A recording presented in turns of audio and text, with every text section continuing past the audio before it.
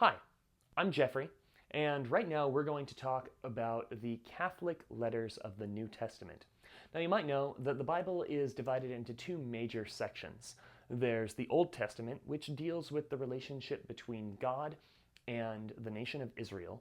And then there's the New Testament, which focuses on Jesus and his teachings and his followers. So in the New Testament, you have 27 books, and 7 of those books fall into this group that Christians have called the Catholic letters, or the Catholic epistles. Epistles is another word for letters.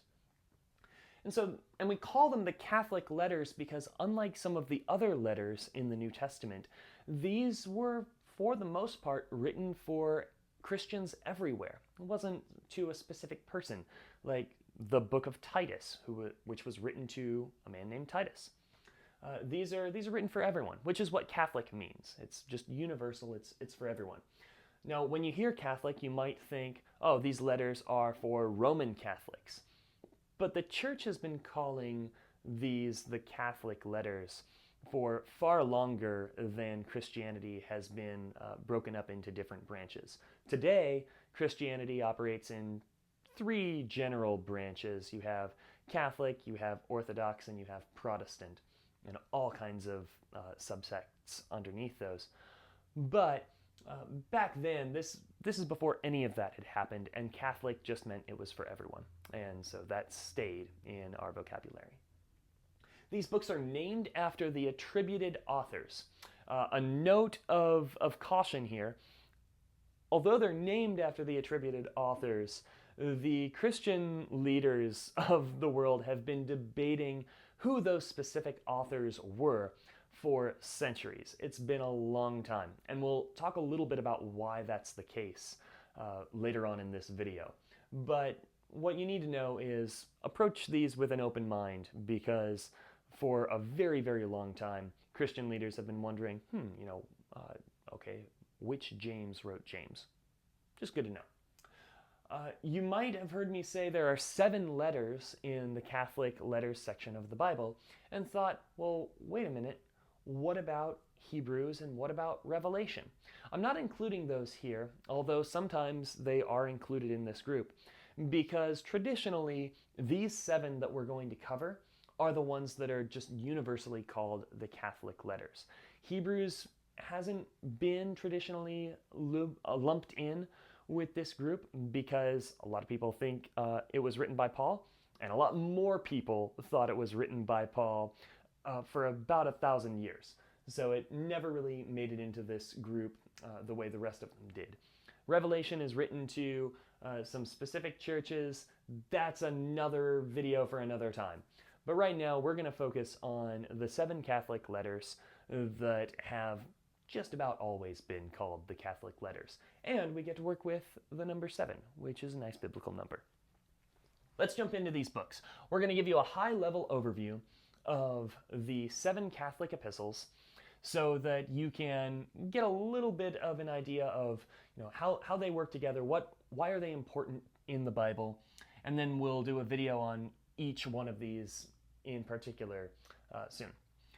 So, let's start with James. James is written by a guy named James, and this book focuses on the practical Christian faith. James is famous among Christians for a specific line that goes like this: faith without works is dead.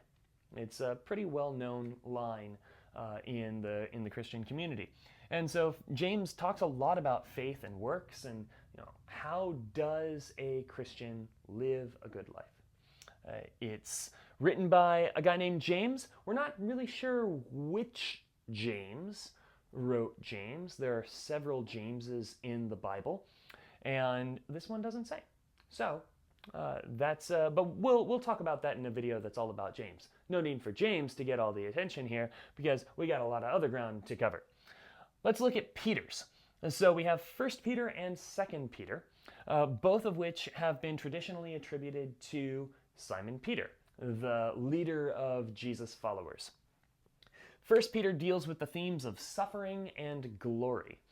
Now, it wasn't such an easy time to be a Christian in the first century Roman Empire. The Christians had a lot of enemies.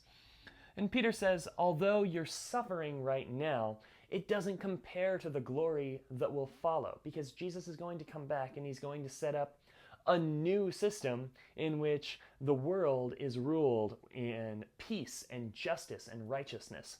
And so we all have that to look forward to, and we can expect to suffer in the meantime. That's the general thrust of 1 Peter. It's a really good book. All of these are really good books, so you're going to hear me say that a lot. 2 Peter, also a really good book. It's about remembering the truth. 2 Peter says there are going to be false teachers that come, and you need to understand, what does the Old Testament say? What have the apostles written about? And that generally deals with a lot of the New Testament books. So 2 Peter is all about reminders. Both of these claim to be from Simon Peter as the author.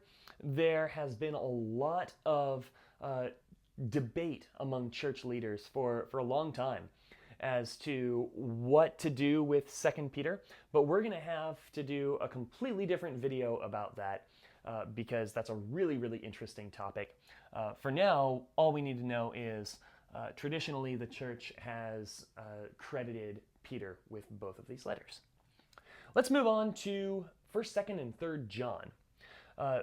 Fun fact, while the Bible has several 1st and 2nds, you have 1st and 2nd Samuel, 1st and 2nd Corinthians, the Bible only has 1/3, and that's this guy, 3rd John.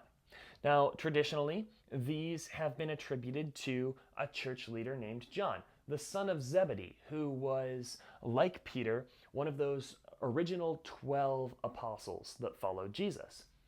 Now, there's been a lot of conversation about how many Johns are we dealing with as candidates for writing these, and we'll have to deal with that in another video. But for now, what we need to know is traditionally they've been attributed to John, the son of Zebedee, but the letters themselves are anonymous. They don't say who wrote them. The closest we get is the author just referring to himself as the elder. So, 2nd and 3rd John, also very interesting, although we're supposed to be talking about the Catholic letters. 2nd and 3rd John are written to individuals. So, kind of bending the rules a bit to get them in the same group as 1st John, which is a completely Catholic book. It's for everyone. You should read it. I should read it. It's a really great book. 1st John deals with 3 things that readers are supposed to do. 1st John says that Christians should believe in Jesus. 1st John says that Christians should keep Jesus' commands. They should follow his teachings. And thirdly, Christians should love one another. It's a really fantastic book to read. 2nd John delves into the ideas of truth and love and obedience and how they work together. And 3rd John brings in that element of fellowship. How do truth and fellowship work out in the church? Both of these are really small, just 1 chapter long. They might even take up half a page in your Bible. So if you want to say, hey, I read a book of the Bible today, these would be good places to start. And there's another good place to start if you want to read a short book of the Bible, and that's Jude.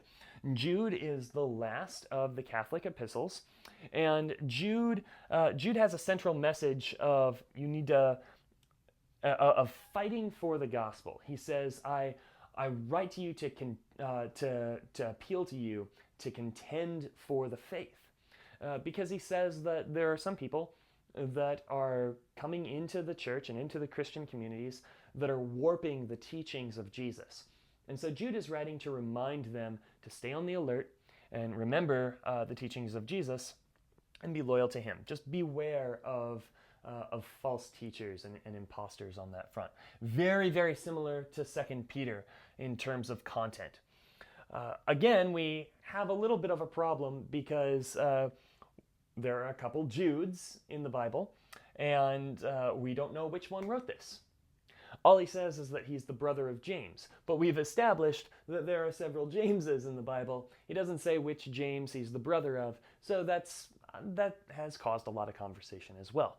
So there you have it. Those are the Catholic letters of the New Testament. Now you have a high-level overview of what they're about and what they say. We'll do a video on each of these later on, and if you want to know about those videos when they go live, go ahead and hit subscribe. That way we can notify you once we have new videos up. Thanks a lot for watching. I hope you've enjoyed it, and I hope it was helpful.